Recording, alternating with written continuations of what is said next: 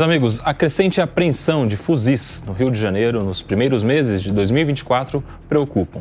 Esse tipo de arma, a maioria de uso exclusivo das Forças Armadas, tornou-se constante nas ações policiais do estado. Segundo informações, de janeiro até maio, um fuzil foi apreendido a cada 12 horas. Um fuzil a cada 12 horas, contabilizando um total de 307 armas. Esse número é impactante, representando o segundo maior índice para o mesmo período desde 2019, ficando atrás apenas de 2023, quando foram recolhidos 321 fuzis. Este arsenal bélico, que não deve chegar às mãos dos civis, é predominantemente encontrado em áreas onde o tráfico de drogas dita as regras. Um fuzil a cada 12 horas, o Luiz Fernando Pacheco. Se esse é o número de fuzil apreendido, são aqueles localizados, que a polícia tem acesso. Imagina quanto de fuzil não está chegando no Rio de Janeiro que ninguém nunca vai saber. Eis aí, Nelson, você foi no ponto. A quantidade de fuzis que estão chegando no Rio de Janeiro. Quando é que você estrangula isso? Quando você vai... Porque esses fuzis eles não são fabricados no Brasil, eles são importados, eles entram no Brasil, eles vêm pela fronteira. Você não tem uma vigilância de fronteira adequada. Tanto é assim para o tráfico de drogas, para o tráfico de armas, enfim, para tudo que é irregularidade. O Brasil tem uma fronteira imensa, tanto terrestre como aquática, quanto marítima. Essa apreensão de fuzil, claro, você está lá numa operação, você acha um fuzil, você vai apreender o fuzil, uma arma que está ali irregularmente, tem que ser apreendida mesmo. Mas é um pouco de enxugar gelo.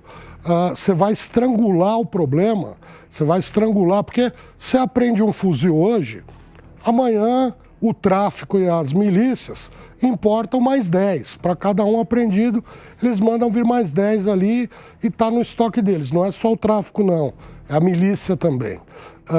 Então, eu acho que, tenho certeza de que a maneira mais eficiente de combater isso é uma vigilância maior e mais adequada nas nossas fronteiras. Fala, Cássio. Posso acrescentar uma pimentinha? Mais um ponto para nós sermos contra aquela regionalização da polícia que foi defendida há pouco. Se houvesse essa regionalização, nós não teríamos como combater a entrada desses armamentos através das nossas fronteiras. Ou, no final das contas, esse problema ficaria só com os estados da fronteira e os estados do centro do país, que são os destinatários, acabariam não tendo atuação.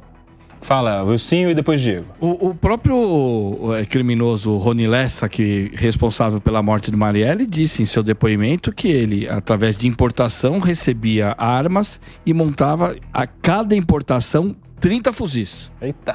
30 fuzis, ele levava para uma casa que ele tinha em Jacarepaguá, tinha lá inclusive um equipamento para furar, para fazer furar o equipamento lá e tal.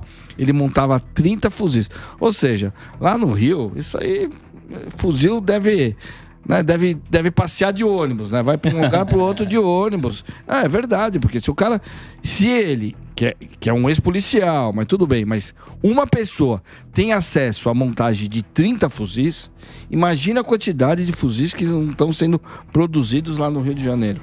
E a polícia às vezes não tem acesso a stand de arma, né, Diego? Exatamente, Nelson. Esse número é assustador. Você apreender um fuzil a cada 12 horas, e como você bem lembrou aqui, imagina aquilo que não está sendo apreendido. Eu me lembro no ano passado que aqui na cidade de Barueri, salvo engano, um batalhão do exército foi vítima de um roubo onde levaram metralhadoras .50.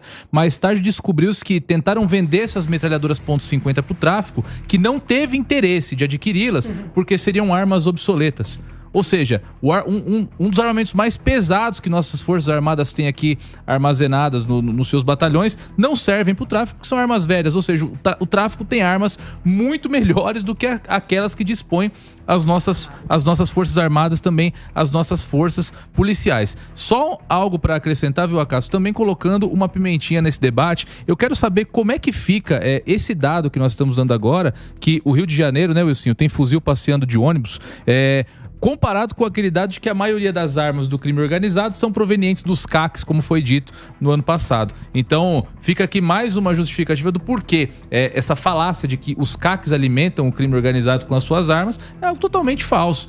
Tá claro aqui que o tráfico está se armando com armas provenientes, como disse bem aqui o Pacheco, da fronteira do tráfico ilegal de armas. Até porque, eu que frequento esses ambientes frequentados por CACs, muito dificilmente você vê um CAC com um fuzil. É uma arma caríssima, é muito difícil de você adquirir. Então, evidentemente que essas armas que estão tornando o tráfico praticamente uma força militar dentro do nosso país, são provenientes do tráfico ilegal de armas. Ô, Raquel, e aí? Você concorda com o Diego de que esse é um número que revela que não tem correlação o número de CACs e o número de armas no crime? Absolutamente, concordo completamente com o que o Diego falou. Realmente as armas provenientes do tráfico ilícito de armas que estão na mão das facções criminosas, das organizações criminosas. E um dado também relevante, claro, que eles utilizam essas armas para o domínio do poder bélico próprio, mas não principalmente para atacar a polícia. Eles usam entre eles, é o poder bélico entre as facções criminosas em domínio de território e perpetrar ali o seu domínio, que a gente fala que hoje as milícias lá no Rio de Janeiro ultrapassaram inclusive as facções criminosas, porque eles estão em permanente guerra, tentando dominar o território a todo instante. Claro que eles vão utilizar essas armas contra a polícia, que muitas vezes com armamentos inferiores, mas o principal objetivo dessas facções criminosas com essas armas de poder bélico é justamente para domínio do território e para guerras entre eles. E sabe uma coisa curiosa? A gente está falando do estado do Rio de Janeiro e a cidade do Rio de Janeiro, na sua guarda municipal, é uma guarda desarmada. Ou seja, a cada esquina aí um fuzil é apreendido a cada 12 horas, né, com o crime, naturalmente. E o guarda civil do Rio de Janeiro não tem nenhuma pistola. Ele vai combater o crime ali, ou proteger o patrimônio da cidade com um cacetete na mão. Se a gente for lembrar, no Tropa de Elite, inclusive, os guardas civis da cidade do Rio de Janeiro têm um apelido jocoso, não lembro qual era, exatamente por conta disso, né? Pela falta de armamento, eles não são respeitados, né? Marimbondo, né? Exato. Então eles têm um apelido por conta disso. E isso é uma decorrência dessa falta de respeito que eles adquiriram. Inclusive na cidade de São Paulo, em algum momento alguém falou de juntar a GCM e a CET, e talvez esse desarmamento fosse uma das consequências dessa junção. Porque nós traríamos uma série de pessoas que não foram preparadas para isso, e a solução seria desarmar toda a tropa. Você sabe que essa coisa de GCM e CT é interessante, né? Porque há algum tempo a GCM começou a multar aqui em São Paulo, né, Pachecão? Ficava ali em cima da ponte, vê uma coisinha aqui, multa, caneta. E começaram a reclamar. Não é função da GCM, Wilson Pedroso, não é função da GCM multar o cidadão, o trabalhador. Aí sabe o que eles fizeram? Não, quem vai multar agora é o CT, marronzinho. Mas daí com um GCM do lado para fazer a segurança dele. Ou seja, dinheiro público, né? 2 para uma função e, na verdade, uma função de multar as pessoas. Quero sua avaliação também sobre esse número aí do Rio de Janeiro, Gesualdo Almeida. Nós falamos agora de pouco da Tropa de Elite. Me lembrem aqui, realmente eu não lembro o nome dele, aquele que deu ensejo. Capitão Nascimento? O Capitão Nascimento, sim, mas Rodrigo Pimentel. Rodrigo Pimentel. Ele também tem podcast, que nós falávamos há pouco. E num podcast que eu assistia dele, ele estava contando da realidade que é do Rio de Janeiro.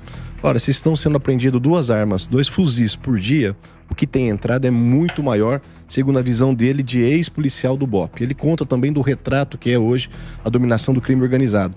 E ele escalona o crime organizado em 2 tamanhos. Esses que tem .50, que tem .30, que tem armas importadas do exterior que nem o exército brasileiro tem, e a baixa criminalidade, que se vale de armas menores, de menor calibre, mas que também esses desafiam a população mais pontualmente. A grande criminalidade é voltada para o tráfico, é voltada para o assalto de bancos, ao passo que a baixa criminalidade é voltada para aquele assalto pontual do cidadão. E o que ele pontuava, e acho que reflete bem a realidade do Rio de Janeiro que ele conhece, é a seguinte: as armas entram pelos portos, como disse o Pacheco, e agora elas são disseminadas pelo Brasil todo. Já foram encontradas armas de calibre daquelas que são arrebanhadas pelo tráfico no Rio de Janeiro, no Ceará, em Pernambuco e em São Paulo. O que mostra que, inclusive, o Rio de Janeiro não tem sido apenas rota de entrada de armas, como também de saída para outros estados, o que torna ainda mais perigosa essa atividade.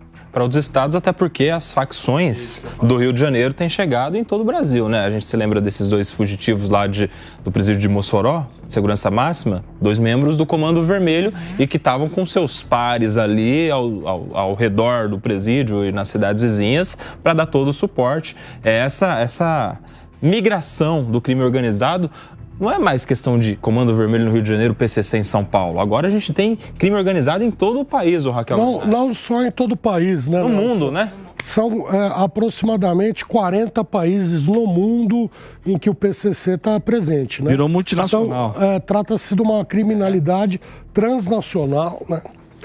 Que tem que ser combatida fortemente pelas polícias dos estados, pelas polícias com inteligência unificada, sob o comando da Polícia Federal, que tem que estar fortemente envolvida nisso, porque são crimes transnacionais, crimes que ultrapassam as nossas fronteiras e crimes que invadem as nossas fronteiras, também como é no caso desse contrabando, dessa, entre aspas, importação de material bélico. O que mostra também que passa pela segurança do porto, onde há policiais federais, passa pelas polícias lá do Rio de Janeiro, passa pelas polícias de vários estados, né? E às vezes, despercebidamente, é um desafio imenso o tanto de arma ilegal que nós temos no Brasil.